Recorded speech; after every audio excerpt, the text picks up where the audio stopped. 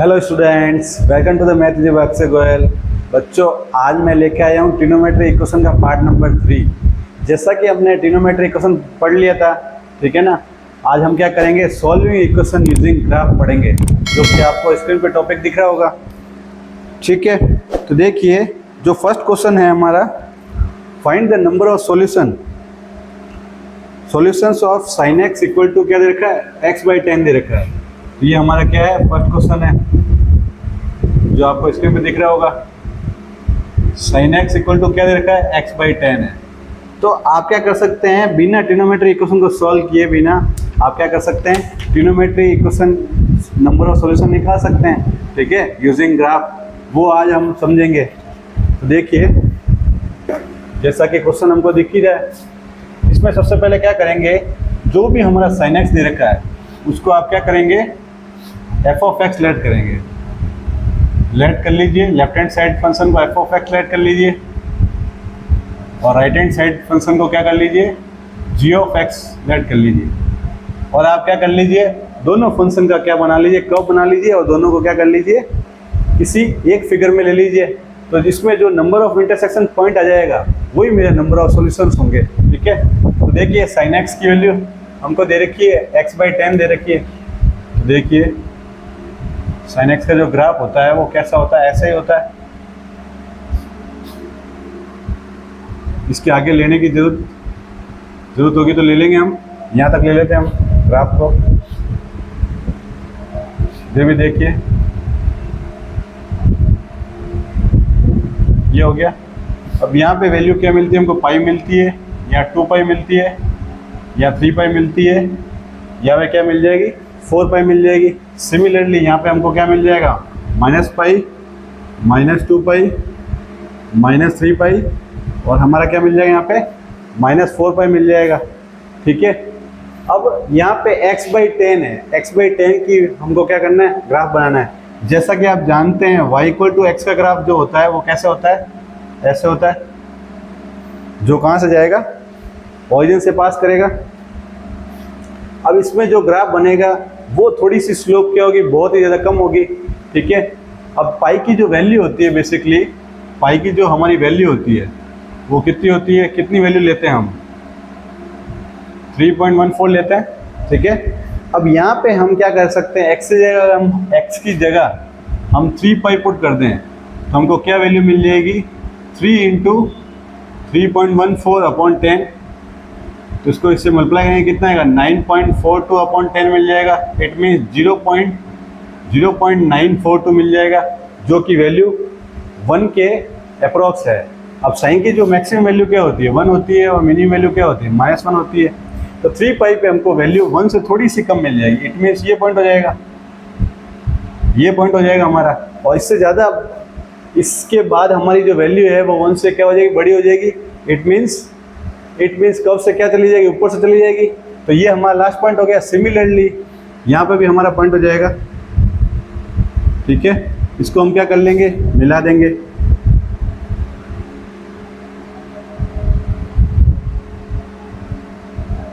ठीक है, ये हमारा क्या आ गया, कर्व आ गया। अब इसमें जो नंबर ऑफ पॉइंट हो गए वो क्या हो गए, ये हो गए, एक तो 1 2 3 4 5 6 7। तो इसमें जो नंबर ऑफ सॉल्यूशन निकल जाएंगे वो हमारे क्या आ जाएंगे, 7 आ जाएंगे। नंबर ऑफ सॉल्यूशन कितना आ जाएंगे, 7 आ जाएंगे। ये हमारा क्या है, फाइनल आंसर है। इस तरह की प्रॉब्लम जेई में बेसिकली बहुत ही पूछी जाती है, जेई मेंस में। तो आप क्या कर सकते हैं, ये ग्राफिकल मेथड से आप क्या कर सकते हैं, number of solution with seconds निकाल सकते हैं, विद इन 5 to 10 सेकंड निकाल सकते हैं, अगर आपको सारे के सारे फंक्शन के कर्व आ रहे हैं तो, ठीक है।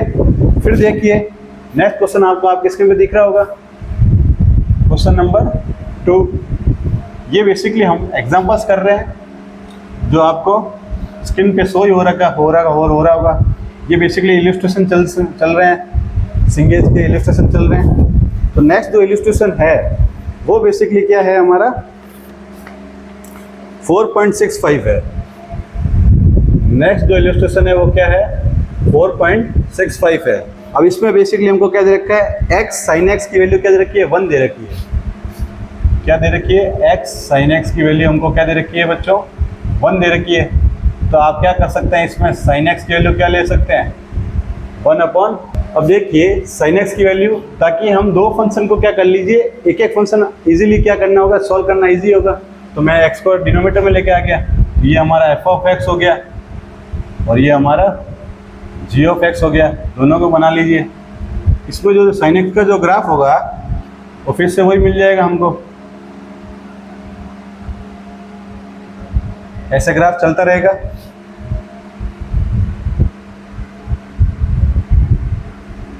ऐसे ग्राफ चलता रहेगा। ये हमारी जो मैक्सिमम वैल्यू वो क्या मिल जाएगी, 1 मिल जाएगी, और मिनिमम वैल्यू क्या मिल जाएगी, -1 मिल जाएगी। ठीक है, फिर देखिए फर्दर 1 अपॉन एक्स का जो कर्व होता है वो बेसिकली हमको क्या मिलेगा,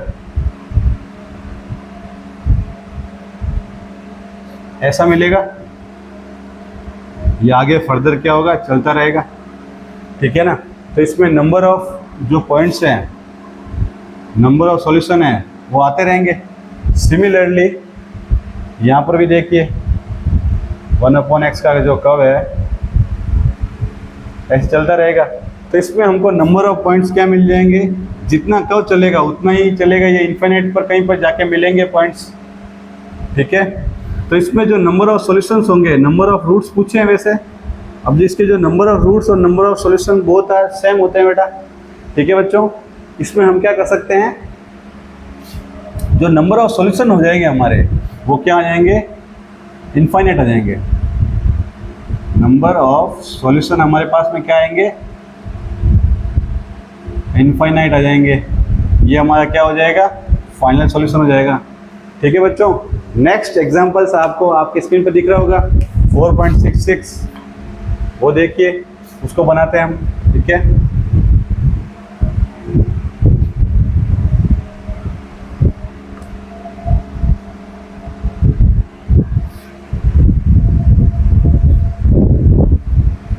तो जो हमारा नेक्स्ट इलस्ट्रेशन है 4.66, तो 4.66 इसमें क्या करने के लिए बोला है, हमको प्रूव करने के लिए बोला है। लिस्ट वैल्यू ऑफ x के लिए हमको प्रूव करना है, क्या प्रूव करना है, 10x की वैल्यू क्या आनी चाहिए, x+1 बेसिकली शो हो रही है, वो किस में लाइज होनी चाहिए, π/4 और π/2 के बीच में क्या करनी चाहिए, लाई करनी चाहिए। तो ये बेसिकली हमको शो करना है। तो आप क्या कर लीजिए, इसमें भी वही कॉन्सेप्ट है, इसको f ऑफ x लेट कर लीजिए, इस फंक्शन को क्या कर लीजिए बच्चों, g ऑफ x लेट कर लीजिए। फिर आप दोनों के दोनों को कर्व बना लीजिए और दोनों को क्या कर लीजिए, मिला लीजिए। तो क्या बन जाएगा हमारे पास में, देखिए। और जो 10x का जो कर्व होता है वो ऐसा होता है। ठीक है,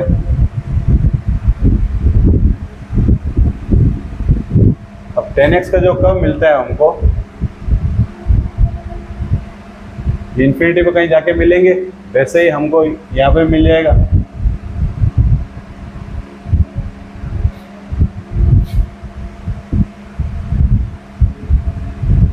ये हमारा 10x का कर्व है बेसिकली। अब यहाँ पे जो वैल्यू होती है वो हमारी क्या होती है, π/2 होती है, और यहाँ पे -π/2 होती है, और यहाँ पे वैल्यू कितनी हो जाएगी, 3π/2 हो जाएगी, यहाँ पे पाई हो जाएगी। ठीक है, यहाँ पे क्या आ जाएगा, -π आ जाएगा, और यहाँ -3π/2 आ जाएगा। ठीक है, तो ये हमने f ऑफ x का क्या बना लिया, कर्व बना लिया। अब हम क्या बनाएंगे, g ऑफ x का बनाएंगे। तो g ऑफ x का बेसिकली कर्व क्या बन जाएगा, वो बेसिकली x = 1। जैसा कि आप जानते हैं y = mx + c का जो कर्व बनता है वो कैसा बनता है, ऐसा बनता है। ये जो डिस्टेंस ऑन y एक्सिस होती है वो c होती है हमारी। अब ये जो वैल्यू कितनी दे रखी है, c की वैल्यू क्या दे रखी है, यहाँ पे 1 दे रखी है। तो 1 की वैल्यू हम यहाँ पे ले लेते हैं। ठीक है, तो हमको जो बेसिकली कर्व मिल जाएगा वो ऐसा मिल जाएगा। ठीक है, अब यहाँ पे जो वैल्यू 1 मिल रही है वो कहाँ मिल रही है, बेसिकली यहाँ मिल रही है। ये जो वैल्यू है हमारी क्या है, π/4 है, क्या है, π/4 है, और ये π/2 है। इसके बीच में ये पॉइंट क्या कर रहा है, सॉल्यूशन क्या कर रहा है, लाई कर रहा है, जो कि हमको प्रूव करने के लिए बोला था, जो कि डायग्राम से क्या हो चुका है, प्रूव हो चुका है। जो हमको फाइनल सॉल्यूशन मिल जाएगा, बेसिकली ये पॉइंट मिल गया, इस पॉइंट को हम क्या कर लेते हैं, यहाँ पे ले लेते हैं। तो लेट से इस पॉइंट को हम क्या लेते हैं, x इक्वल टू क्या लेते हैं, c ले लेते हैं। अब बेसिकली जो c की जो वैल्यू है, जो हमारा इंटरसेक्टिंग पॉइंट है वो π/4 से π/2 के बीच में होगा। यही हमको क्या करने के लिए बोला था, प्रूव करने के लिए बोला था। ठीक है, फिर देखिए नेक्स्ट क्वेश्चन जो आपको आपके स्क्रीन पे दिख रहा होगा, बहुत इजी क्वेश्चन था ये। नेक्स्ट जो इलस्ट्रेशन है वो अपना क्या है, 5.67 है। रीड करिए।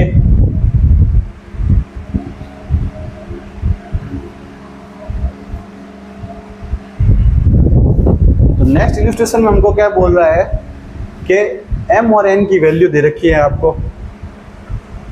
n और m में क्या दे रखा है, रिलेशन दे रखा है। जो n की वैल्यू है वो m से क्या होनी चाहिए, बड़ी होनी चाहिए। और आपको क्या बोल रहा है, एक इक्वेशन दे रखी है, n sin x मोड में दे रखा है, फिर m cos x मोड में दे रखा है, फॉर x बिलोंग्स टू क्या दे रखा है, 0 से 2π के बीच में दे रखा है। इसमें आपको क्या बोल रहा है, आपको नंबर ऑफ सॉल्यूशन निकालना है और सॉल्यूशन भी निकालना है, दोनों फाइंड आउट करना है आपको। अब इसमें बेसिकली जो x की वैल्यू है वो 0 से 2π तक चलने के लिए बोला है। तो देखिए कैसे बनाएंगे इसका कर्व, बहुत ईजी है। तो यहाँ पे हम क्या कर लेते हैं, n की वैल्यू बड़ी है तो इसका मतलब n की वैल्यू हम ऊपर ले लेते हैं और m की वैल्यू क्या ले लेते हैं, नीचे ले लेते हैं। ठीक है, फिर देखिए जो सबसे पहले हम क्या करते हैं, f ऑफ x का क्या बनाते हैं, कर्व बनाते हैं, और फिर हम क्या बनाएंगे, g ऑफ x का कर्व बनाएंगे। तो sin x का जो कर्व है बेसिकली वो कहाँ से, sin x की वैल्यू कहाँ तक होती है, 1 से +1 होती है। 1 को मैं n से मल्टीप्लाई करूँगा तो क्या आएगा, n आएगा। तो ये वैल्यू कहाँ तक जाएगी, n तक जाएगी, n तक जाएगी। फिर ये वैल्यू कितनी मिल जाएगी हमको, पाई पर। फिर डिनोमीटर में जाता है, लेकिन यहाँ पे मॉड लगा हुआ है, तो मॉड बेसिकली क्या करता है, माइनस को भी क्या कर देता है, प्लस कर देता है। तो ये भी वैल्यू क्या आ जाएगी, प्लस की आ जाएगी हमारे पास में। ठीक है, तो ये कितना आ गया, 2π आएगा। 2π तक ही बनाते हैं क्योंकि 2π तक ही बोला है हमको। ठीक है, फिर जो कोस की वैल्यू होती है, कोस 0 की वैल्यू होती है, कितनी होती है, 1 होती है। इसकी वैल्यू कहाँ से शुरू होगी, इंटू m करेंगे तो m होगी बेसिकली मिनिमम वैल्यू। तो ये हमारी क्या आ जाएगी, ऐसा आ जाएगी, फिर ऐसा आ जाएगी, फिर ऐसा आ जाएगी।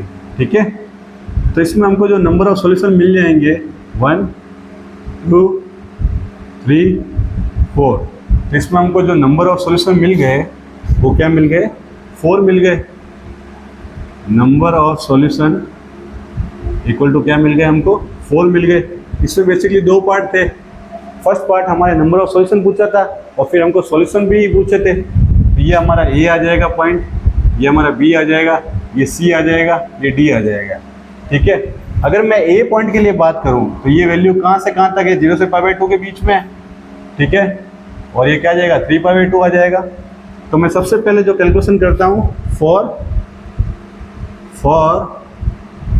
पॉइंट A के लिए कैलकुलेशन करता हूं। ठीक है, अब A में जो वैल्यू है वो 0 से π/2 के बीच में है और π/2 में साइन और कोस दोनों क्या होते हैं, पॉजिटिव होते हैं। तो मैं क्या ले लेता हूँ इसको, n sin x equal to m cos x। ठीक है, इसको क्या कर लेते हैं, कोस को डिनोमीटर में ले आते हैं, तो साइन अपॉन कोस क्या हो जाएगा, 10x।